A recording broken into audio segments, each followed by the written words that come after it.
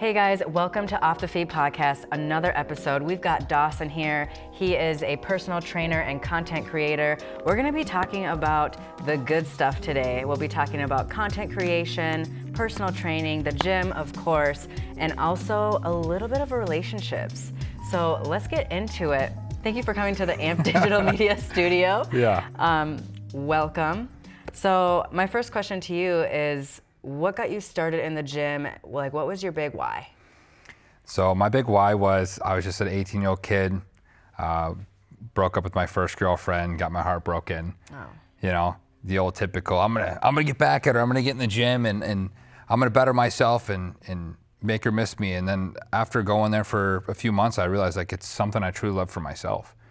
And I think that's why it has just stuck from there, because you know, I started going for myself and not for anyone else after a while. Mm-hmm. So, yeah, that's good stuff. I mean, I think a lot of people go to the gym because it's more of like a mental thing for them. And, you know, whether you're going through breakups or, you know, somebody passes or whatever it is, it's a lot deeper meaning for a lot of people. And, you know, for me, it was just, you know, people are like, oh, you know, the gym saved my life. And it's just like, yeah. It saves lives out here. Yeah, exactly. And it really boils down to just doing it for you, right? I mean, and I tell people, if you want to get in the gym because it's like you go through a breakup or you're sick of being bullied or anything like that, and you want to get back at somebody in that sense, and that's your starting why, that's fine. But then that's where you have to kind of dig deeper and do it for yourself at the end of the day, because if you can't, then it's not going to be sustainable. Right. Like that's where you have to truly enjoy it for you. Mm-hmm. So you started in the gym and then you decided you wanted to be a trainer, right? What was that for you? Like, what was the kind of aha moment for you? Like, I'm gonna start to help people feel the way that I do because I love the gym. Yeah, and I mean, this has been like a 8-9 year journey. A lot of ups, a lot of downs, a lot of injury. And I just got to the point where I realized that like my purpose here on this earth and the reason why God put me here is because I want to change lives. I want to leave an impact. I want to help people. And I want to help people find the gym and love it, just kind of like how I did, in the sense of realizing that the gym is not only just going to improve you physically, but it's going to improve you mentally. And if you can take that discipline and that mindset and translate that into other avenues of your life, it can open up a whole new avenue for self-love, for building relationships, for, you know, just building just a better version of you. And so for me, it was kind of just taking that bet on myself and being like, I've been in the game long enough. I know how to transform physiques. I went from 310 pounds down to, you know, my lightest being like 220. Oh my gosh. So for me, I'm like, I just need to trust that I know what I'm doing and not sit there and say, well, what if I don't know enough information, or maybe I'm not suitable for this, and maybe this is just for me only. And kind of just, you know, trusting the process and trusting myself and just doing it. Yeah, I mean, you have to trust yourself in all aspects of life, because it's like otherwise, you can't rely on anybody else. Like, it's just you on this earth. Like, you can have good people around you, but it's like it's just you and you at the end of the day. Yeah. You're not competing against anybody else. Like, if you're better the next day, like you did the best that day, and you're like, I'm gonna do better tomorrow. Yeah. I'm always doing better, you know? Yeah. And so I just recently started that, you know, coaching people back in December, so roughly a few months ago. And, you know, I already have a team of 4, and I couldn't be more blessed. I really couldn't. They all take it, you know, very serious, but they're loving it. They're enjoying the process. And I get to see them evolve as individuals week by week, you know, and to me, I'm finally finding my calling and my purpose. And it never has felt so good. Yeah. You know, I almost like coaching just as much as I enjoy my journey with bodybuilding and fitness. Yeah, it's like when I was personal training, it was the most rewarding thing, because it really just goes back to helping people. Yep. If you're not here to help people and you have a different avenue that you want to go, and it might be a little negative, it's just like, well, then you're not going to be a good trainer, because you're not really diving deep into who these people are and where they started or where they come from. Yep. You know, so it's like, when you have the progress with your clients, right? Mm-hmm. That is like the best feeling. Yeah. You know, whether it's like they lost weight or like they have more muscle now, or, you know, what is like a good testimonial for you? Like, what is a good? So a good testimonial client that I have, his name is Derek. You know, he started off at 348 pounds, and he's down to 288 now. Whoa. And this is all within a span of 6 months. And our goal is to have him down 100 pounds in a year. And he can do it. He adheres to plan. He's disciplined. He's dialed. And I think one of the biggest things is obviously his physique transformation is amazing, you know? But seeing him grow as an individual during this process is what really pulls at my heartstrings. And I mean, even when we broke under 300 pounds, that was one of the biggest milestones for us. I got emotional. I cried with his check-in, you know, because I'm like, this is huge. For him, it's like I said, he got a raise at work. He's getting into his own first apartment now with the buddy, so he's moving out. Wow. Like his life in a whole is just exponentially just increasing nonstop. It's not just the physique, but his life, like I said, his life as a whole. His boss, I've even heard his boss say, "Yeah, Derek is the happiest I've ever seen him. He comes in every day, he's smiling, he's happy to be here, even if we're working 12-hour days because he's a diesel mechanic. Oh. So he's working physical labor. He's still killing the plan. He's dialed in every single avenue of his life, not just the gym. So seeing him transform entirely as an individual is what fuels my passion to do this. Mm-hmm. And that's how you know that you're a good trainer, because you're not only helping him in the gym or with his physique, you're helping him elevate in all aspects of life. Yes. And people are seeing that change in Derek. It's crazy. So what is some advice that you have for, you know, somebody who maybe is 300 pounds right now and is kind of starting to feel like, I really need a change? Like, what would you say to them? I would tell them just not only to find their why, but just start and enjoy it. You know, you need to make sure that any journey that you do or anything you do is sustainable long term. You know, and that's something too that I've made clear from the beginning with them. I'm like, hey, if you slip up on your diet, if you want to have a cheat meal here and there, that's fine. Like, because I would rather you enjoy the journey and understand, like, this is a marathon. This is not a sprint. Because if I see a lot of coaches that want to come in, they're very strict, kind of a hard ass mentality, and us as human beings, when we slip up or we make mistakes, we're hard enough on ourselves to begin with. And that's something too. Like, anytime he'll be honest on his check-ins and be like, hey, I slipped up. How did you feel about it? Well, I feel like shit. Okay, noted. That's all I have to say, because I know within himself, he's already hard enough on himself. So I would say that anyone that wants to start, just enjoy it. Find love in it. Find passion in it. And don't take it overly serious in the beginning to the point where you hate it and you fall out of love with it, even before you can truly, truly learn to enjoy it and love it. Mm-hmm. Yeah, I like that. It's just like, if you're not passionate about being in the gym and enjoying that process, sometimes it's just about the process of anything. You know, if you're running a business or you're doing content creation or whatever it is, it's like, that process is always so important, because when you are where you want to be, you're able to look back at that journey and be like, holy shit. Yeah. I did that. Yep. I started here and now I'm here. Yeah. And I want to keep going. I want to play the game. Yeah. So that's amazing. So let's dive a little bit into relationships. Let's get a little deep here. Okay. So would you date somebody who doesn't have the lifestyle of maybe not even going to the gym? It doesn't have to be bodybuilding, but they're kind of just a regular person. Would you date somebody like that? I like how you say regular person. We're not, I want to say something. Bodybuilders are not normal. No. We are not normal. No. But it's okay. We love the sport. Yeah. Yeah. So are you saying, like, to date someone that doesn't even go to the gym at all, or are you saying that someone that, like, doesn't take it to the extent of, like, competing or bodybuilding aspect? Yeah, I would say not the bodybuilding. Maybe somebody who goes to the gym like once or twice a week, maybe hits hot yoga another day of the week. Yeah, that's such a good question. Because I always go back and forth between yes and no, and I think a lot of people do. I really think, I think, yeah, I can. Because I think as long as there's that mutual understanding of, like for example, with bodybuilding, right? When say you're in a prep, that's kind of when the sport gets really selfish, and it takes a lot of time away from family, away from friends. You know, you can't say, hey honey, let's go get a 2 for $20 at Applebee's. Yeah. You know, you can't be saying stuff like that, because you can't, because you're in prep, right? Yeah. But however, if there's that understanding and that respect that, like, hey, after I compete, let's go get some food, or let's go on dates, or I can be more readily available.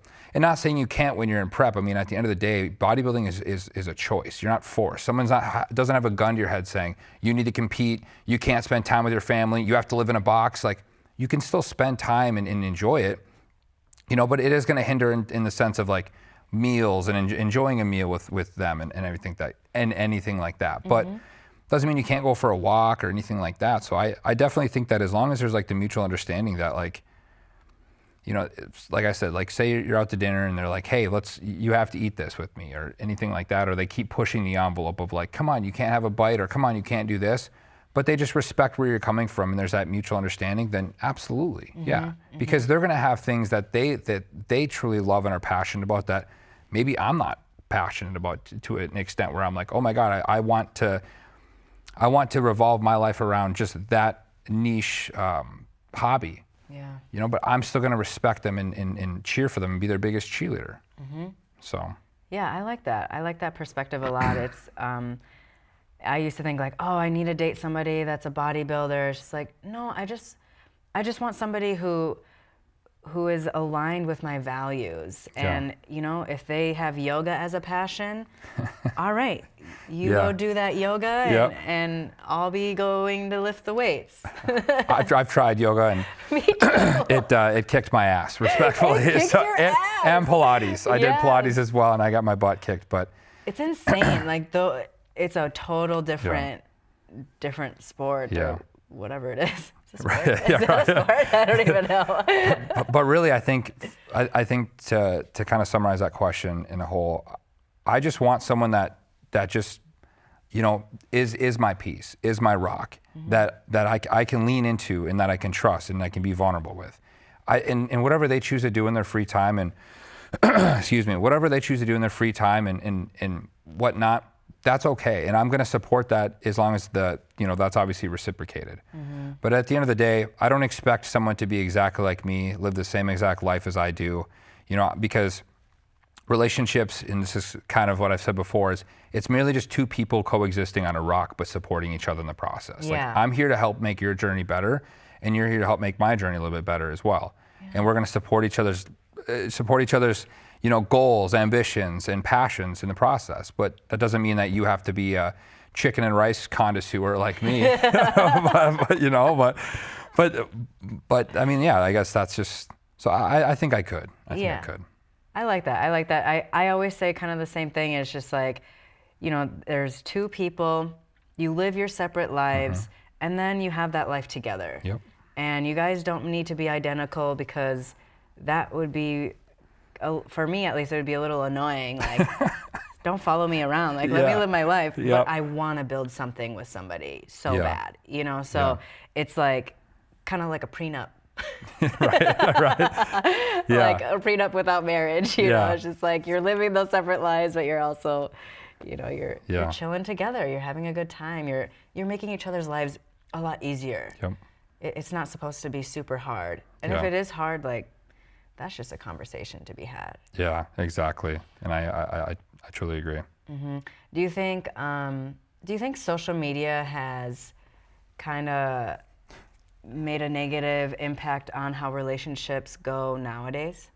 Yeah, I do. I think it creates this false expectation in reality, because people see love on social media and they think it's sunshine and rainbows. When I tell people love is hell, you know, love is work, love is difficult. Like, when you truly love when you truly are in love with someone, you know, that's where, like, you're not going to see on social media where a couple is having a sit-down conversation talking about the hard things they need to work on and being vulnerable and all those things. All they're going to see is, went to trip to Cabo, look at us. You know, we're all like, ripped and like, you know. Spend a day with me and my husband, or spend a day with, you know, it's just like everything that like they portray, because that's social media in a whole. Like, you could portray on social media anything you want, any life that's not even real on there, and you'd have so many people believe it. And it's the same thing with social media. Like, you know, there's guys that lose to their lust, and then they're following and DMing women. There's women that have guys in their DMs thinking that they have all these options and the grass is greener. So I truly believe that social media has had a very negative impact in today's day and age when it comes to dating.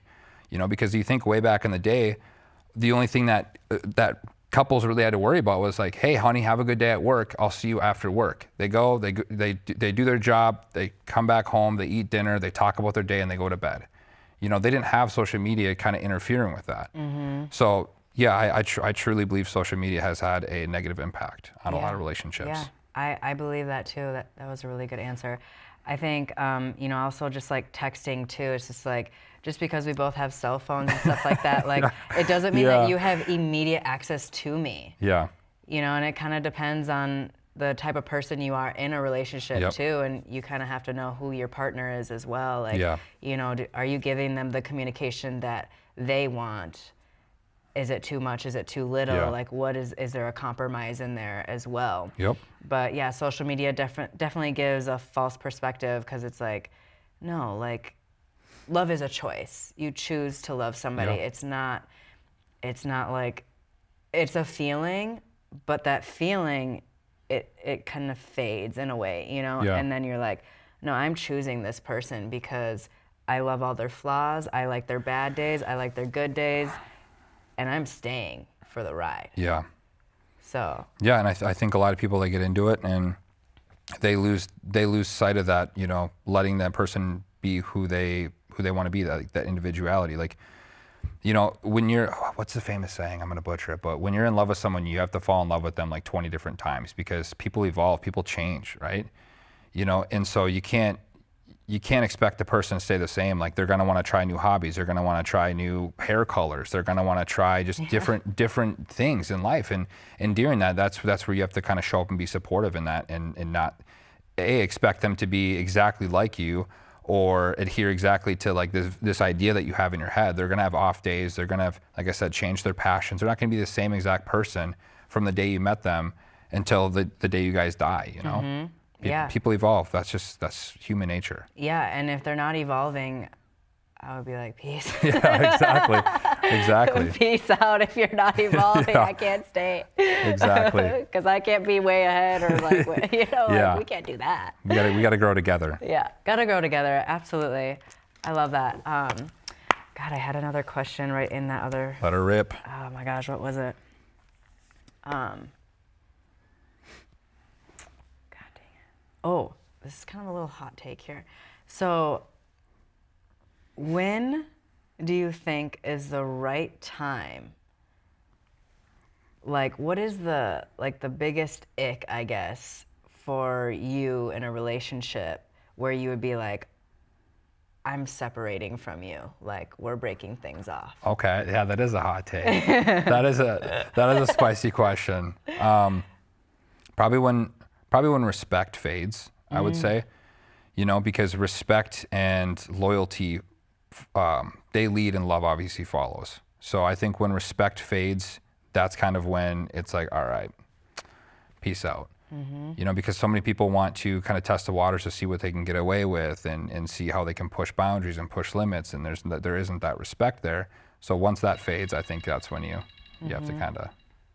All right, so what do you see in the gym where you're a little like concerned, like you're like, what is going on? Like, hold up.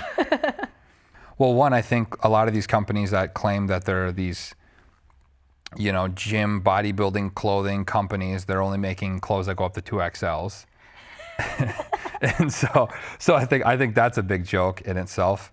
You know, I think when you claim to be like a bodybuilding clothing company, or you're tailoring to bodybuilders, it has to be obviously like things that are oversized, you know, instead of stop at 2XL, go to 3 or 4XL. And you should really just start tailoring more specifically towards that as well. Why do you think they're not? I don't know. I think. Is it too expensive? Like, because it's like so big? Yeah, maybe it's that, or they're just trying to tailor to both fashion and streetwear and keep it somewhat gym related as well. And I don't see how that works. I think fashion and streetwear are completely separate from gym attire in itself. Yeah, absolutely. However, the companies that do make clothing that are for bodybuilders, they know that they can get away with charging a lot, you know, because obviously most companies aren't making 4XL true oversized t-shirts either, or hoodies. Yeah, that's true. That's true. So what is kind of overlooked in kind of like the fitness industry right now? What is something that you can think of off the top of your head? Well, I'd say one thing that I think gets overlooked a lot is gut health. Something when I started my journey, I've always been so adamant on gut health. When I first started, I made sure that I was on a really, really good probiotic. I was always doing, the lemon juice, the aloe juice, the glutamine, all of that stuff to try to keep my gut health properly, in check. And I feel like a lot of people overlook that and they just want to push a bunch of food, push a bunch of peptides, push a bunch of PEDs. And that's when they have, poor digestion, they have bloating, they have distended guts, things like that. And they have like acne issues, and it just stems into so many different things when it's just coming from the gut and that inflammation. So I think a lot of people need to really kind of reassess that, take that more serious, instead of just trying to, say drink more water or, just kind of put Band-Aids on it with, peptides or certain things. Yeah, it's like you really have to get to the root of the actual issue, and then you can kind of you can do the peptides and the PED, whatever you want to do. Like it's your life.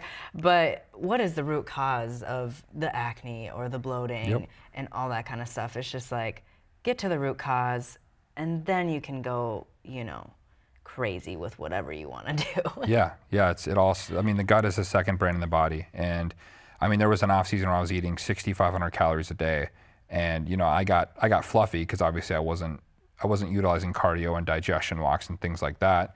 But I always had, my staples in for my gut health.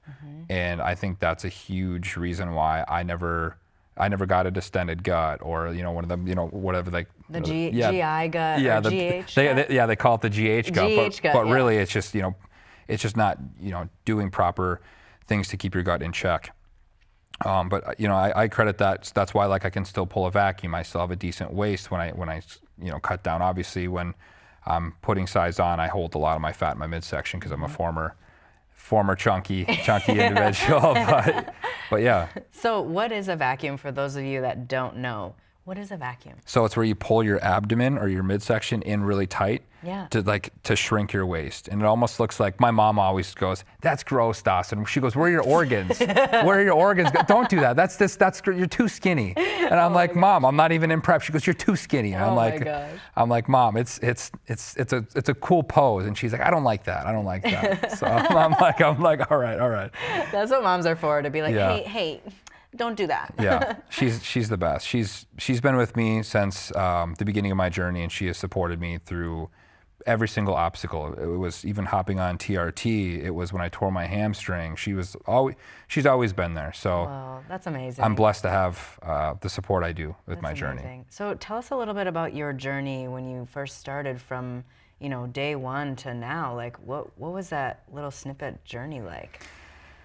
Well, when I first started going to Anytime Fitness in Princeton, and I would go twice a day, 7 days a week. Whoa. I just needed to go mainly for my mind. I needed to keep my mind right, and I liked the way it made me feel. It kind of distracted me from, bad thoughts and everything like that. And I started going with my mom and my sister, and I was the one that stuck with it.